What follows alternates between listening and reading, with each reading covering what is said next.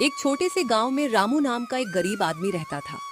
उसके परिवार में उसकी पत्नी सीता, बेटी गुड़िया और बूढ़ी माँ रहती थीं। उनका घर मिट्टी का था। बरसात के दिनों में घर की छत से पानी टपकता था। कई बार रात भर बर्तन रखकर पानी रोकना पड़ता था। रामू के पास कोई खेत नहीं था। वह हर दिन गांव में अपनी छोटी सी ठेली पर गर्मा गर्म पकौड़े बेचता था। उसी कमाई से पूरे परिवार का खर्च चलता था। एक दिन सुबह सुबह आसमान में काले बादल छा गए। तेज हवा चलने लगी। थोड़ी ही देर में जोरों की बारिश शुरू हो गई। आज मत जाओ, इतनी बारिश में कोई पकौड़े खरीदने नहीं आएगा। अगर मैं घर बैठ गया तो शाम को खाने के लिए पैसे कहाँ से आएंगे? ये कहकर उसने अपनी पुरानी ठेली उठाई और गांव की ओर चल पड़ा। गांव की सड़क पर हर जगह कीचड़ था। ठेली बार बार मिट्टी में फंस जाती थी। रामू पूरी ताकत लगाकर उसे आगे बढ़ाता रहा। बारिश लगातार हो रही थी, लेकिन उसने हिम्मत नहीं छोड़ी। वह गांव के बरगद के पेड़ के नीचे अपनी ठेली लगाकर बैठ गया। उसने चूल्हा जलाया और गरम तेल में पकौड़े तलने शुरू कर दिए। थोड़ी ही देर में पकौड़ों की खुशबू पूरे रास्ते में फैल गई, लेकिन आधा घंटा बीत गया। एक भी ग्राहक नहीं आया। रामू चुपचाप बैठा बारिश को देखता रहा।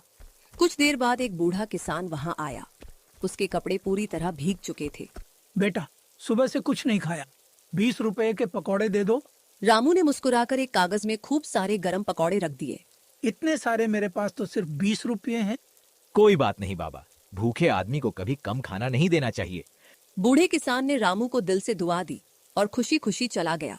बारिश फिर और तेज हो गई। थोड़ी देर बाद स्कूल की छुट्टी हुई। कुछ छोटे बच्चे भीगते हुए वहां पहुंचे। वे पकौड़ों की खुशबू देखकर रुक गए। चाचा, हमारे पास पैसे नहीं हैं। कोई बात नहीं, तुम सब मिलकर खा लो। उसने बच्चों को मुफ्त में पकौड़े दे दिए। धन्यवाद चाचा।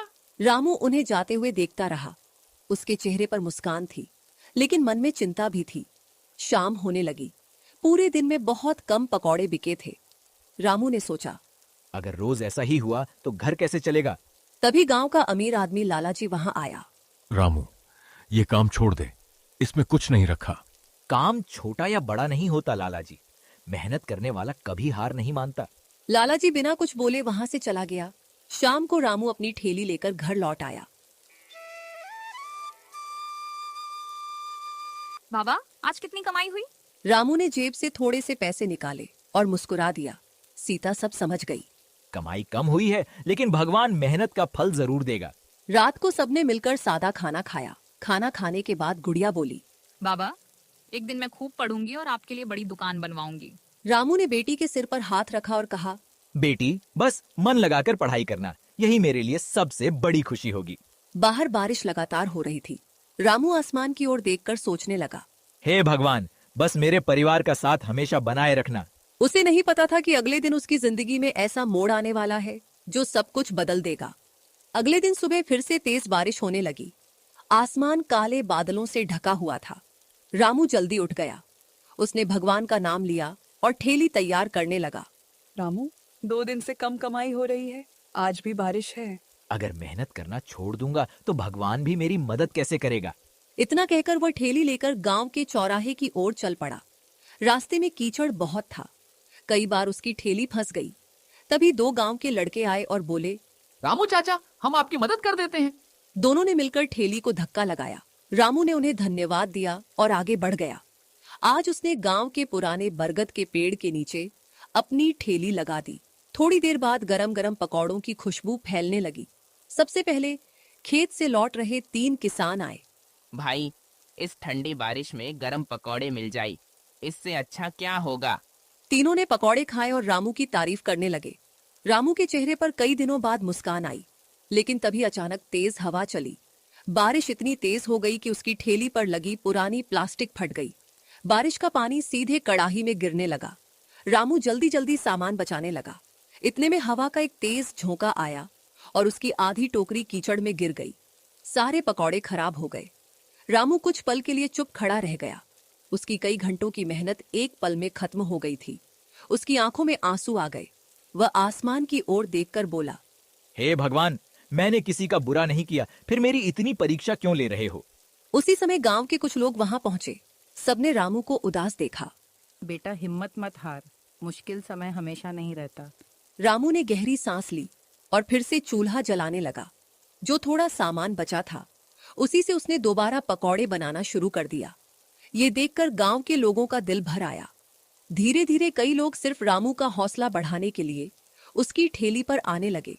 किसी ने 10 रुपये के पकौड़े खरीदे, किसी ने 20 रुपये के, कुछ लोगों ने जरूरत से ज्यादा पैसे भी दिए। मैं मेहनत की कमाई ही लूंगा, ज्यादा पैसे नहीं। गांव वाले उसकी ईमानदारी देखकर और भी खुश हो गए। शाम होने ही वाली थी कि अचानक गांव में खबर फैली, नदी का पानी बढ़ गया था। गांव के बाहर बने छोटे पुल के पास कुछ लोग फंस गए थे। सभी लोग वहां दौड़ पड़े।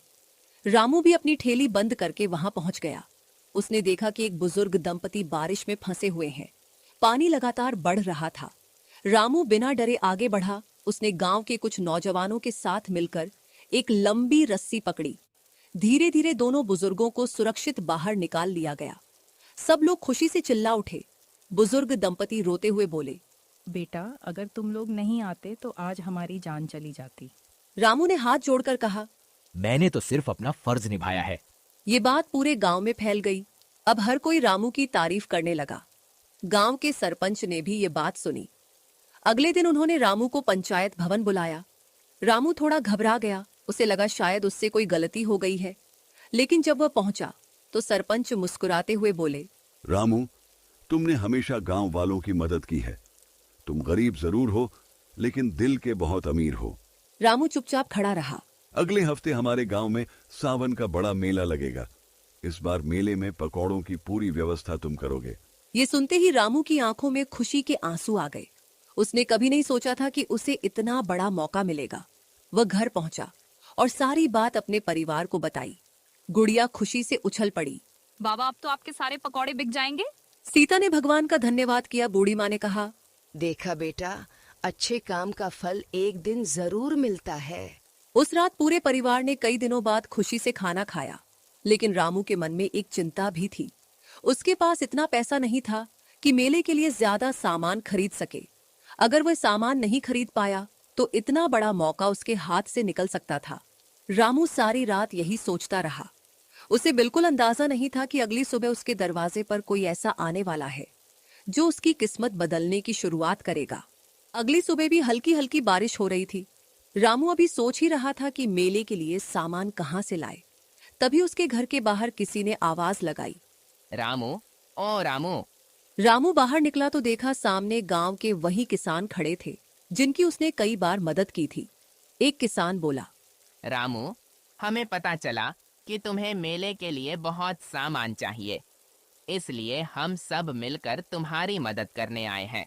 एक किसान आलू लाया था, दूसरा प्याज, तीसरा बेसन और चौथा लकड़ियां। रामू की आंखों में आंसू आ गए। वह बोला, आप लोगों का यह एहसान मैं कभी नहीं भूलूंगा। एक बुजुर्ग किसान मुस्कुराकर बोले, बेटा, ये एहसान नहीं है। जब हम भूखे थे तब तुमने हमें खाना खिलाया था। आज हमारी बारी है। रामू ने हाथ जोड़कर सबका धन्यवाद किया। अब मेले की तैयारी शुरू हो गई। सीता पूरे दिन बेसन तैयार करती रही। गुड़िया प्याज और आलू काटने लगी। बूढ़ी माँ भगवान से प्रार्थना करती रही कि सब अच्छा हो। कुछ ही दिनों बाद सावन का मेला शुरू हो गया। पूरा गांव रंग बिरंगी दुकानों से सज गया। बच्चे झूले झूल रहे थे, कहीं बांसुरी बज रही थी, कहीं ढोल की आवाज गूंज रही थी। रामू ने भी अपनी छोटी सी पकौड़ों की दुकान लगा दी। सुबह सुबह उसने गरम तेल चढ़ाया और पकौड़े तलने शुरू कर दिए। धीरे धीरे उनकी खुशबू पूरे मेले में फैल गई। सबसे पहले कुछ बच्चे आए। उन्होंने पकौड़े खाए और बोले, वाह, कितने स्वादिष्ट हैं। फिर एक एक करके लोग आने लगे। कुछ ही देर में रामू की दुकान पर लंबी लाइन लग गई। गांव वाले एक दूसरे से कहने लगे, अगर असली स्वाद खाना है तो रामू के पकौड़े खाओ। रामू लगातार पकौड़े तल रहा था। सीता पैसे संभाल रही थी और गुड़िया ग्राहकों को पकौड़े दे रही थी। शाम तक एक भी पकौड़ा नहीं बचा। रामू ने पहली बार इतनी अच्छी कमाई की थी। वह खुशी से भगवान का धन्यवाद करने लगा। लेकिन तभी उसने देखा कि मेले के बाहर एक बूढ़ी औरत अपनी छोटी पोती के साथ बैठी थी। दोनों बहुत भूखे लग रहे थे। रामू उनके पास गया और बोला, माँ जी, आपने कुछ खाया नहीं? बूढ़ी औरत बोली, बेटा, हमारे पास पैसे नहीं हैं। रामू तुरंत अपनी दुकान से गरम पकौड़े और चाय लेकर आया। उसने दोनों को खिलाया। छोटी बच्ची मुस्कुराकर बोली, चाचा, आपके पकौड़े बहुत अच्छे हैं। रामू भी मुस्कुरा दिया। ये सब गांव के सरपंच देख रहे थे। उन्होंने मन ही मन सोचा, रामू सच में बहुत अच्छा इंसान है। मेले के आखिरी दिन सरपंच ने पूरे गांव के सामने घोषणा की, इस साल मेले की सबसे अच्छी दुकान रामू की रही है। सभी लोग जोर जोर से तालियां बजाने लगे। सरपंच ने रामू को सम्मान के रूप में एक नई मजबूत ठेली और कुछ पैसे दिए। रामू की खुशी का ठिकाना नहीं रहा। मैं वादा करता हूँ कि हमेशा ईमानदारी से मेहनत करूंगा। कुछ महीनों बाद रामू की कमाई पहले से अच्छी होने लगी। उसने सबसे पहले अपनी झोपड़ी की जगह ईंटों का छोटा सा पक्का घर बनवाया। अब बरसात में छत से पानी नहीं टपकता था। उसने अपनी बेटी गुड़िया का अच्छे स्कूल में दाखिला कराया। गुड़िया मन लगाकर पढ़ने लगी। रामू ने अपनी बूढ़ी माँ का इलाज भी करवाया। उनकी तबीयत धीरे धीरे ठीक होने लगी। समय बीतता गया। रामू की दुकान पूरे इलाके में मशहूर हो गई। दूर दूर के गांवों से लोग उसके पकौड़े खाने आने लगे। लेकिन इतनी सफलता मिलने के बाद भी रामू बिल्कुल नहीं बदला। अगर कोई गरीब या भूखा उसकी दुकान पर आता तो वह उसे कभी खाली हाथ नहीं लौटाता था। एक दिन वही बूढ़ा किसान फिर उसकी दुकान पर आया, जिसे रामू ने बारिश वाले दिन ज्यादा पकौड़े दिए थे। वह मुस्कुराकर बोला, बेटा, मैंने उस दिन कहा था कि भगवान तुम्हारी मेहनत का फल जरूर देगा। आज मेरी बात सच हो गई। बाबा, अगर गांव के लोगों का प्यार नहीं मिलता तो मैं आज यहाँ तक कभी नहीं पहुँचता। बरसात फिर आई, लेकिन इस बार रामू बारिश से डर नहीं रहा था। वह अपनी नई ठेली पर खड़ा मुस्कुरा रहा था। उसे याद था कि कभी यही बारिश उसकी सबसे बड़ी परीक्षा थी। आज वही बारिश उसे उसकी मेहनत और हिम्मत की याद दिला रही थी। गांव के बच्चे आज भी कहते थे, चलो रामू चाचा के गरम गरम पकौड़े खाते हैं। रामू मुस्कुराते हुए सबको प्यार से पकौड़े खिलाता और कहता, मेहनत कभी बेकार नहीं जाती, बस हिम्मत मत हारो।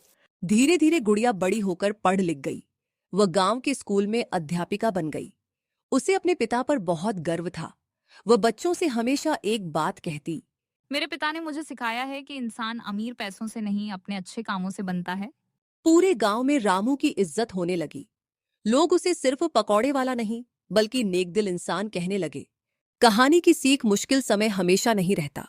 जो इंसान ईमानदारी, मेहनत और दूसरों की मदद करना नहीं छोड़ता, उसकी किस्मत एक दिन जरूर बदलती है।